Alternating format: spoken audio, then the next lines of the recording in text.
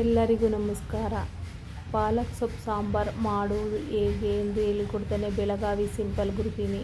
ಯಾರೆಲ್ಲರೂ ಮೊದಲ ಬಾರಿಗೆ ನಮ್ಮ ಚಾನಲನ್ನು ನೋಡುತ್ತಿದ್ದೀರಾ, ಸಬ್ಸ್ಕ್ರೈಬ್ ಆಗಿರಿ, ಕಮೆಂಟ್ ಮಾಡಿ, ಲೈಕ್ ಮಾಡಿ, ಶೇರ್ ಮಾಡಿ, ಬೆಲ್ ಐಕನ್ ಬಟನ್ ಕ್ಲಿಕ್ ಮಾಡಿ.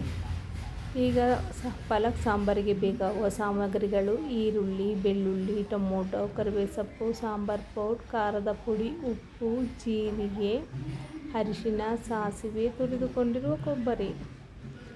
ನಾನು 2 ಕಟ್ ಪಾಲಕ್ ಸೊಪ್ಪನ್ನು ತಂದು ಸ್ವಚ್ಛ ಮಾಡಿಕೊಂಡು ಸಣ್ಣದಾಗಿ ಹೆಚ್ಚಿ ತೊಳೆದುಕೊಂಡಿದ್ದೇನೆ. ಇದಕ್ಕೆ ಒಂದು ಕುಕ್ಕರ್ನಲ್ಲಿ 2 ಮಾಪಿನ ತೊಗರಿಬೇಳೆ, 1 ಮಾಪಿನ ಕಡಲೆಕಾಳು ಹಾಕುತ್ತಿದ್ದೇನೆ. ಕಡಲೆಕಾಳು ಆಪ್ಷನಲ್, ಬೇಕಿದ್ದರೆ ಹಾಕಬಹುದು.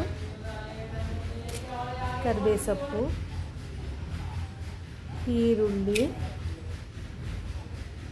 ಜವಾರಿ ಟೊಮೆಟೊ ಹಾಕಿದರೆ ತುಂಬ ರುಚಿಯಾಗಿರುತ್ತದೆ. ರುಚಿಗೆ ತಕ್ಕಷ್ಟು ಬೆಳ್ಳುಳ್ಳಿ,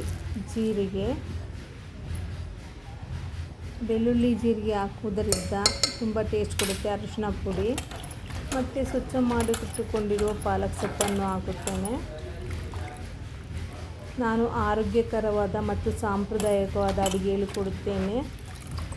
ಯೂಟ್ಯೂಬಿಗೆ ಹಾಕಬೇಕು ಅಂತ ಏನು ರೆಸಿಪಿ ಮಾಡಿ ಹಾಕ್ತಿಲ್ಲ. ನಮ್ಮ ಮನೆಯಲ್ಲಿ ಯಾವ ಅಡುಗೆ ಮಾಡ್ತೀನೋ ಆ ಅಡುಗೆನೇ ನಾನು ರೆಸಿಪಿಯಲ್ಲಿ ಹಾಕ್ತಿದ್ದೀನಿ.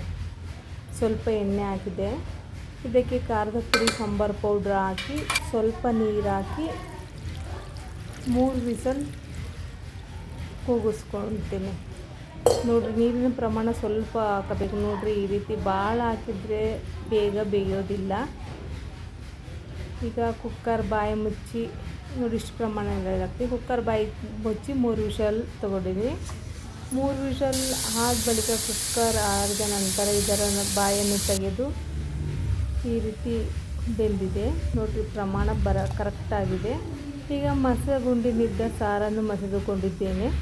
ಇದಕ್ಕೆ ಈಗ ರುಚಿಗೆ ತಕ್ಕಷ್ಟು ಉಪ್ಪು ಹಾಕಿ ಮಸೆದುಕೊಳ್ಳಿ. ಒಂದು ಪಾತ್ರೆಯಲ್ಲಿ ಎಣ್ಣೆ ಹಾಕಿ, ಎಣ್ಣೆ ಕಾದ ನಂತರ ಸಾಸಿವೆ, ಜೀರಿಗೆ ಚಟಪಟ ಎಂದ ಕೂಡಲೇ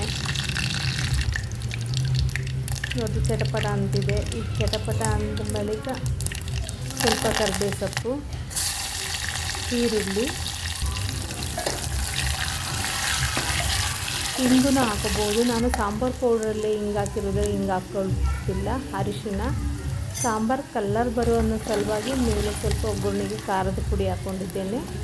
ಲಾಸ್ಟು ಕೊಬ್ಬರಿ ತುರಿ ಹಾಕ್ಕೊಂಡು ಸ್ವಲ್ಪ ಬೇಯಿಸಬೇಕು. ಇದಕ್ಕೆ ಸ್ವಲ್ಪ ಸಾಂಬಾರು ಹಾಕಿ ಕುದಿಸೋದು. ಕೊಬ್ಬರಿ ಅಂಶ, ಈರುಳ್ಳಿ ಅಂಶ ಎಲ್ಲ ಬಿಟ್ಟಿರ್ತದೆ. ಆಮೇಲೆ ಈಗ ಪಾತ್ರೆಯಲ್ಲಿ ಹಾಕಿ ಸಾಂಬಾರು ಸ್ವಲ್ಪ ಕುದಿಸಿರಿ. ನೋಡಿರಿ, ಉಳ್ಸಪ್ಪು ಸಾರು ರೆಡಿ. ತುಂಬ ರುಚಿಯಾಗಿರುತ್ತೆ. ಆರೋಗ್ಯವೇ ಭಾಗ್ಯ.